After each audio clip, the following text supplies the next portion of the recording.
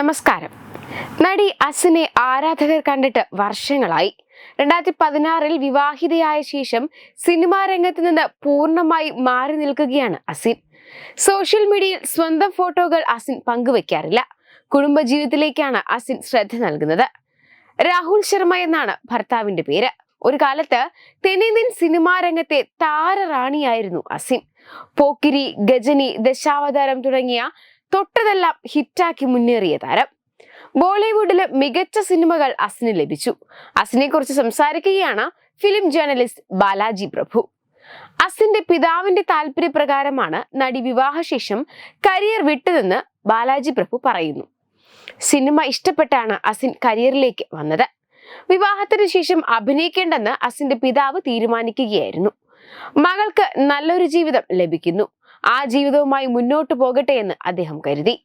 എത്ര വലിയ നടിയായാലും ഒരു ഘട്ടം കഴിഞ്ഞാൽ വിവാഹം ചെയ്ത് കുടുംബജീവിതം നയിക്കാൻ ആഗ്രഹിക്കുന്നെന്നും ബാലാജി പ്രഭു പറയുന്നു. സിലിനൊരു കാതൽ എന്ന സിനിമയിൽ അസിൻ നായികയായാൽ നന്നാകുമെന്ന് സൂര്യയ്ക്ക് തോന്നി. സംവിധായകരോട് സംസാരിച്ചു. അസിന്റെ പിതാവിനോട് സംസാരിച്ചപ്പോൾ ജ്യോതികയാണ് ഈ സിനിമയിലെ നായികയെന്ന് അവർ കരുതി. തുല്യ പ്രാധാന്യമുള്ള റോളാണെന്ന് സംവിധായകൻ പറഞ്ഞെങ്കിലും ജ്യോതികയുടെ റോൾ മകൾക്ക് വേണമെന്ന് പിതാവ് ആവശ്യപ്പെട്ടു.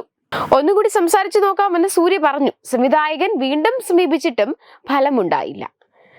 ബില്ല എന്ന സിനിമയിൽ ബിക്കിനി സീൻ ഉള്ളത് കാരണം അസിൻ പിന്മാറി. അഡ്വാൻസ് തിരികെ കൊടുത്തു.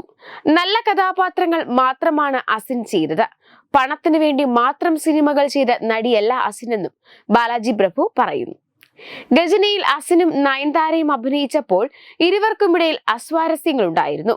രണ്ട് നായകന്മാർ ഒരു സിനിമയിൽ ഉണ്ടാകുമ്പോഴുള്ള പ്രശ്നമാണെന്നും ബാലാജി പ്രഭു പറയുന്നു. ഇന്ന് താരജാടകളുള്ള നയൻതാര അന്ന് വളരെ പാവമായിരുന്നെന്നും ബാലാജി പ്രഭു പറയുന്നുണ്ട്. അന്ന് നയൻതാര പുതിയ ആളാണ്. സാർ എങ്ങനെ അഭിനയിക്കണം, ഇങ്ങനെ അഭിനയിച്ചാൽ ഒക്കെയാണോ സാർ, കാരവനൊന്നും എനിക്ക് വേണ്ട സാർ, ഞാനിവിടെ കസേരയിട്ടിരുന്നോളാം, ഇതൊക്കെ പറഞ്ഞ ആളാണ്. എന്നാൽ നയൻതാര വല്ലാതെ മാറിയെന്നും ബാലാജി പ്രഭു പറയുന്നു. നയൻതാര, അസിൻ, തൃഷ എന്നിവരായിരുന്നു ഒരു കാലഘട്ടം വരെയും തമിഴ്, തെലുങ്കു സിനിമാ രംഗത്ത് ഏറ്റവും തിരക്കുള്ള നടിമാർ. ഗജനിയുടെ വിജയത്തോടെ അസിൻ ബോളിവുഡിലേക്ക് കടന്നു.